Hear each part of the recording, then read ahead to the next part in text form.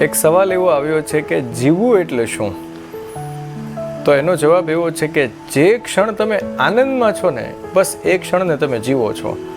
અને જે સમયે આનંદનો અભાવ છે, પછી એ દુઃખ હોય ના હોય કે કોઈ પણ કારણ હોય ના હોય, કોઈ વસ્તુ પરિસ્થિતિ કાંઈ પણ હોય અથવા ના હોય, તો એ બધી જ વસ્તુ જે છે ને એ દિવસો પસાર કરવા જેવી બાબત છે.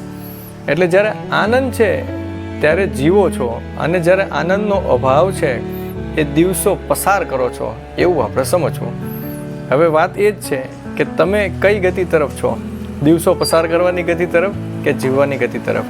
અને હા, આનંદમાં રહેવા માટે કોઈના બહારના કારણની જરૂર નથી હોતી, એ તો અંદરથી આવે.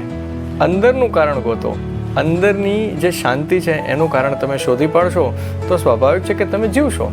એના માટે સંસાધનોની જરૂર પણ નથી.